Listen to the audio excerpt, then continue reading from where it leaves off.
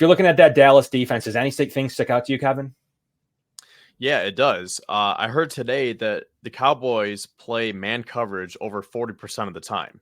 So I'm looking at a game like the Seahawks and Cowboys from a couple Thursdays ago when the Seahawks really opened up the game by using that deep pass and the vertical threat with DK Metcalf.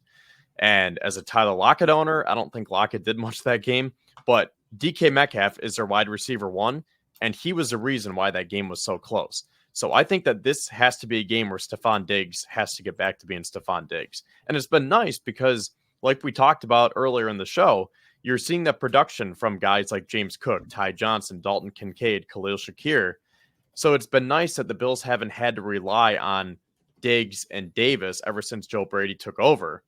But for a game like this, you want your top dog to be your top dog. And Diggs hasn't gone over 100 since the Giants game.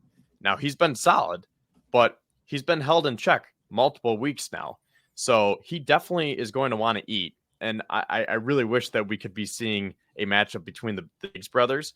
But if Trayvon Diggs was going to tear his ACL, I mean, what a replacement with Deron Bland there, a fifth-round rookie or a fifth-round draft pick from the 2022 draft.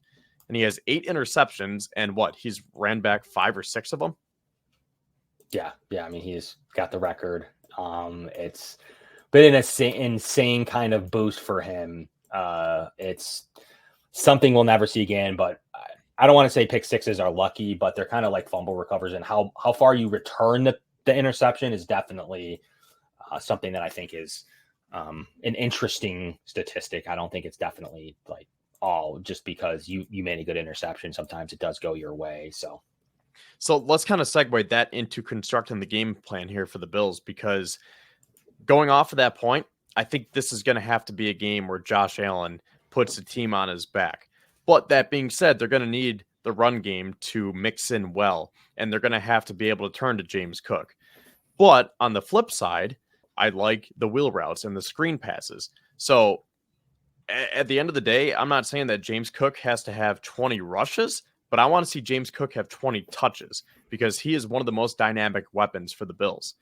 That being said, going back to my Diggs point, I think this is a game where you have to target him at least 10, if not more times. And then you're going to want him to have at least 7, 8, 9 receptions, eclipse 100 yards, and maybe try to open up the vertical passing game and go deep a little bit. And, Gabe Davis has been held in check. So maybe you look to him because maybe Stephon Gilmore is going to be locking up Stephon Diggs, or maybe he's going to be following him around or shadowing him.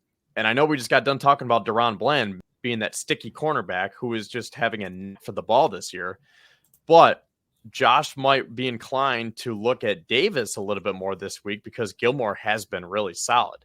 Or if you look underneath, that's, again, where Dalton Kincaid, Khalil Shakir, and James Cook come into play.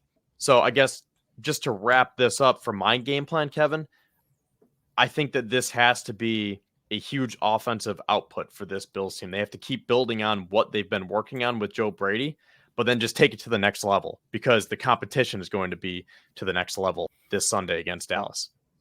Yeah, for me, I think the Bills need to do a little bit of everything. This is a good Dallas team. I don't think a team that's going to win out to go into the playoffs. They still are tied with the Eagles. The Eagles have a really soft schedule, and at the moment could have the tiebreaker because the Cowboys lost another NFC game to the Cardinals. So we'll see how that all plays out there on the NFC side. But more importantly for the Bills, I think they need to construct a game plan that not only keeps the Dallas offense off the field. I think Joe Brady's been really good at running the ball with James Cook. Could it be a Leonard Fournette game? I don't know. They've been still using Ty Johnson a lot. At some point, he'll pull that out, though. I really do think that. At some point, he may pull out a Leonard Fournette game. If it's not now, though, I don't see it against the Chargers or Patriots. I don't think I see it against the Dolphins. So if it's not against the Cowboys, we may never see it. So that's going to be, I'm going to put that on record. Either they'll find some reason to use Fournette this week, or I don't think you're going to see it minus an injury going forward. But I would like to see some version of a run the ball offense and continue to get the ball into your running back and your tight end's hands. I thought Dawson Knox had a really good game. He was catching the ball. He was getting open. He was blocking.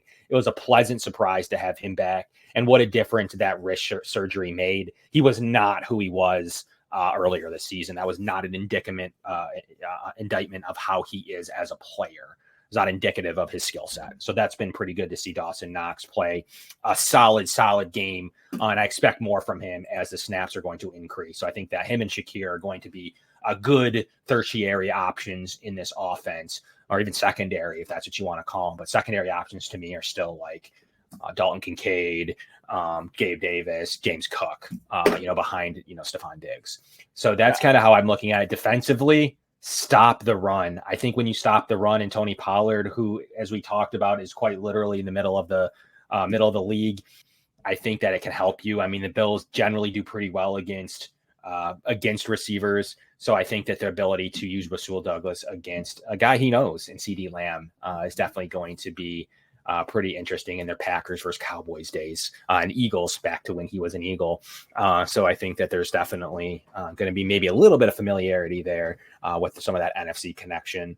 And then the Bills pretty much always stay solid. Taron Johnson, hopefully he's able to go. He's gonna score some guys in the slot.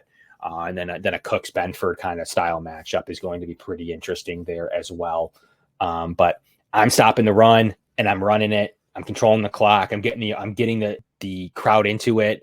Going to be a nice day. Going to be a raucous day. Going to be completely sold out. So that's definitely going to be fun to see. So my game keys to the win: keep Dak Prescott off the field. He's an MVP candidate. It's strange to say, but we got to say it with Joe Burrow out, with Justin Herbert out, with Trevor Lawrence banged up. I mean, it's really a situation where now you're looking at Lamar Jackson, Josh Allen, Pat Mahomes is still always one of those guys, but Dak Prescott has to be elevated into the discussion now. Keep him off the field, get up in the game early, and just like Josh, he has the ability to turn the ball over. That's always been kind of his thing as well. So we're gonna have to see how the Bills approach that in this one. So anything else you want to see in this game? What do you want to see? Do you want to see them control the clock? Do you want to see fireworks? Sum it all up for us in the game plan. Well, I'm glad you brought up Dawson Knox because, to be honest, I'm just used to him not being on the field. So it was a pleasant surprise to get him back. And that was the first time that Joe Brady has been able to run some 12 personnel with both Kincaid and Knox. So, again, I'm glad that you brought up Knox's name because he is going to be another target for Allen that could be big in this game. And I'm going to throw one more name out there, too. Deontay Hardy. Because check out this play. I tweeted this, and I said that Deontay Hardy quietly had one of the biggest plays of the game. But it was 3rd and 5 from Buffalo's 35-yard line, and Hardy caught this beautiful 25-yard pass from Josh Allen to extend the drive and set up what turned out to be the game-winning field goal.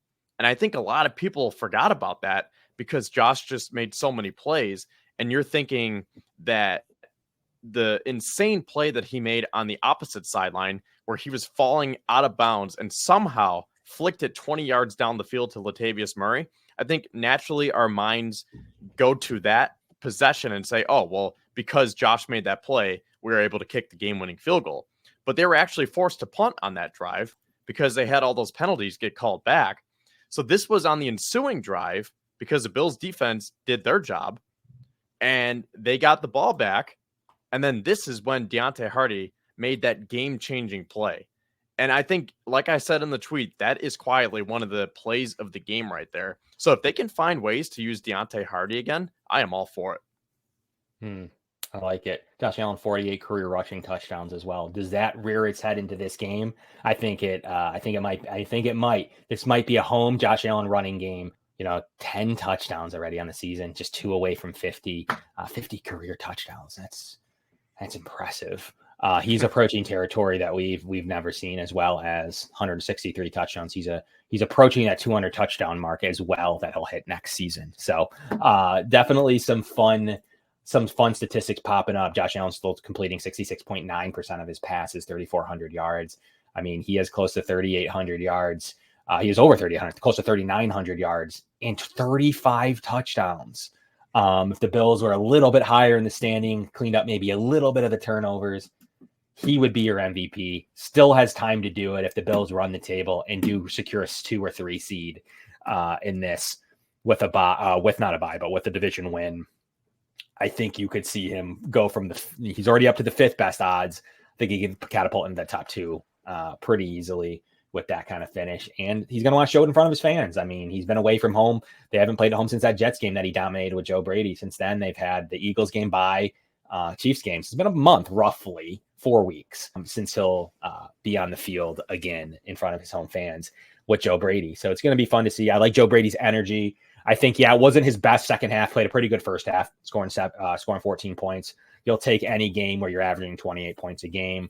Only 6 points in the second half of the game, but still played fairly well. You showed the play, did control a lot of the reason that they were able to even get into that timeout situation was because of the way the offense was able to still move the ball in that game. So do have to give credit for that. And time of possession, they played pretty well, even in a couple of their field goal drives against the Chiefs.